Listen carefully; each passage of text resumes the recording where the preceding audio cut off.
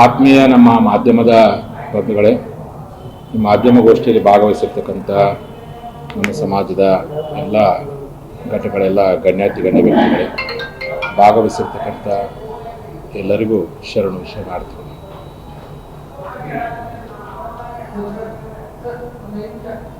ಮಾಧ್ಯಮದ ಗೋಷ್ಠಿಯನ್ನು ತುರ್ತಾಗಿ ಕರೆಯುವಂಥ ಉದ್ದೇಶ ಏನಂತಂದರೆ, ಈಗ ತಾನೇ ಬಂದಿರುವಂತಹ ಮಾಹಿತಿ ಆಧಾರದ ಮೇಲೆ ನಮ್ಮ ನಾಡು ಕಂಡ ಪ್ರಾಮಾಣಿಕ ರಾಜಕಾರಣಿ, ನೇರ ನಿಷ್ಠುರ ಮತ್ತು ಉತ್ತರ ಕರ್ನಾಟಕದ ಬಗ್ಗೆ ಹಿಂದೂ ಸಮುದಾಯದ ಜಾಗೃತಿ ಬಗ್ಗೆ ಯಾವುದೇ ಪಕ್ಷ ಇರಲಿ ನೇರವಾಗಿ ಮಾತನಾಡುವಂಥ ಈ ನಾಡಿನ ಏಕೈಕ ವ್ಯಕ್ತಿ ವಿಜಯಪುರದ ಶಾಸಕರು, ಕೇಂದ್ರದ ಮಾಜಿ ಸಚಿವರಾಗಿರ್ತಕ್ಕಂಥ ಬಸವನ ಪಾಟೀಲ್ ಯತ್ನಾಳ್. ಇವತ್ತು ದಿಢೀರನೆ ಆ ಪಕ್ಷದ ಶಿಸ್ತು ಪಾಲನಾ ಸಮಿತಿಯವರು ಉಚ್ಚಾಟನೆ ಮಾಡಿರ್ತಕ್ಕಂಥ ನಿರ್ಧಾರ ಕೈಗೊಂಡಿರ್ತಕ್ಕಂಥದ್ದು ಇಡೀ ಕರ್ನಾಟಕದ ಲಿಂಗಾಯತ ಪಂಚಮಸಾಲಿ ಸಮಾಜ ಹಾಗೂ ಉಳಿದ ಎಲ್ಲ ಲಿಂಗಾಯತ ಒಳಪಂಗಡದವರು ಮತ್ತು ಉತ್ತರ ಕರ್ನಾಟಕದ ಬಗ್ಗೆ ಕಾಳಜಿ ವಹಿಸುವಂತಹ ಎಲ್ಲ ಮನಸ್ಸುಗಳು ಉಗ್ರವಾಗಿ ಆ ನಿಲುವನ್ನು ನಾವು ಖಂಡಿಸ್ತೀವಿ. ಕಾರಣ, ಬಸವನ ಪಾಟೀಲ್ ಯತ್ನಾಳ್ ಅವರು ಯಾವತ್ತೂ ಸಹ ಪಕ್ಷ ವಿರೋಧ ಚಟುವಟಿಕೆ ಮಾಡಿಲ್ಲ. ಅವರು ಎಂದೂ ಸಹ ಸನ್ಮಾನ್ಯ ಪ್ರಧಾನಮಂತ್ರಿಗಳ ಬಗ್ಗೆ ಆಗಿರ್ಬೋದು, ಆ ಪಕ್ಷದ ವರಿಷ್ಠರ ಬಗ್ಗೆ ಆಗಿರ್ಬೋದು, ಎಲ್ಲಿ ಸಹ ತಪ್ಪಾಗಿ ಹೇಳಿಕೆ ಕೊಟ್ಟಿಲ್ಲ. ಅಥವಾ ಅವರದೇ ಪಕ್ಷದ ಸಿದ್ಧಾಂತ ಹಿಂದುತ್ವ ವಿರುದ್ಧವಾಗಿ ಸಹ ಎಂದು ಹೇಳಿಕೆ ಕೊಟ್ಟಿಲ್ಲ.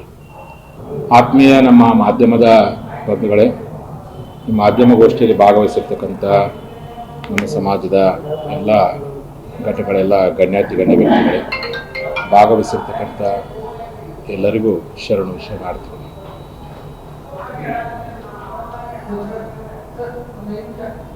ಮಾಧ್ಯಮದ ಗೋಷ್ಠಿಯನ್ನು ತುರ್ತಾಗಿ ಕರೆಯುವಂಥ ಉದ್ದೇಶ ಏನಂತಂದರೆ, ಈಗ ತಾನೇ ಬಂದಿರುವಂತಹ ಮಾಹಿತಿ ಆಧಾರದ ಮೇಲೆ ನಮ್ಮ ನಾಡು ಕಂಡ ಪ್ರಾಮಾಣಿಕ ರಾಜಕಾರಣಿ, ನೇರ ನಿಷ್ಠುರ ಮತ್ತು ಉತ್ತರ ಕರ್ನಾಟಕದ ಬಗ್ಗೆ ಹಿಂದೂ ಸಮುದಾಯದ ಜಾಗೃತಿ ಬಗ್ಗೆ ಯಾವುದೇ ಪಕ್ಷ ಇರಲಿ ನೇರವಾಗಿ ಮಾತನಾಡುವಂಥ ಈ ನಾಡಿನ ಏಕೈಕ ವ್ಯಕ್ತಿ ವಿಜಯಪುರದ ಶಾಸಕರು, ಕೇಂದ್ರದ ಮಾಜಿ ಸಚಿವರಾಗಿರ್ತಕ್ಕಂಥ ಬಸವನ ಪಾಟೀಲ್ ಯತ್ನಾಳ್. ಇವತ್ತು ದಿಢೀರನೆ ಆ ಪಕ್ಷದ ಶಿಸ್ತು ಪಾಲನಾ ಸಮಿತಿಯವರು ಉಚ್ಚಾಟನೆ ಮಾಡಿರ್ತಕ್ಕಂಥ ನಿರ್ಧಾರ ಕೈಗೊಂಡಿರ್ತಕ್ಕಂಥದ್ದು ಇಡೀ ಕರ್ನಾಟಕದ ಲಿಂಗಾಯತ ಪಂಚಮಸಾಲಿ ಸಮಾಜ ಹಾಗೂ ಉಳಿದ ಎಲ್ಲ ಲಿಂಗಾಯತ ಒಳಪಂಗಡದವರು ಮತ್ತು ಉತ್ತರ ಕರ್ನಾಟಕದ ಬಗ್ಗೆ ಕಾಳಜಿ ವಹಿಸುವಂತಹ ಎಲ್ಲ ಮನಸ್ಸುಗಳು ಉಗ್ರವಾಗಿ ಆ ನಿಲುವನ್ನು ನಾವು ಖಂಡಿಸ್ತೀವಿ. ಕಾರಣ, ಬಸವನ ಪಾಟೀಲ್ ಯತ್ನಾಳ್ ಅವರು ಯಾವತ್ತೂ ಸಹ ಪಕ್ಷ ವಿರೋಧ ಚಟುವಟಿಕೆ ಮಾಡಿಲ್ಲ. ಅವರು ಎಂದೂ ಸಹ ಸನ್ಮಾನ್ಯ ಪ್ರಧಾನಮಂತ್ರಿಗಳ ಬಗ್ಗೆ ಆಗಿರ್ಬೋದು, ಆ ಪಕ್ಷದ ವರಿಷ್ಠರ ಬಗ್ಗೆ ಆಗಿರ್ಬೋದು, ಎಲ್ಲಿ ಸಹ ತಪ್ಪಾಗಿ ಹೇಳಿಕೆ ಕೊಟ್ಟಿಲ್ಲ.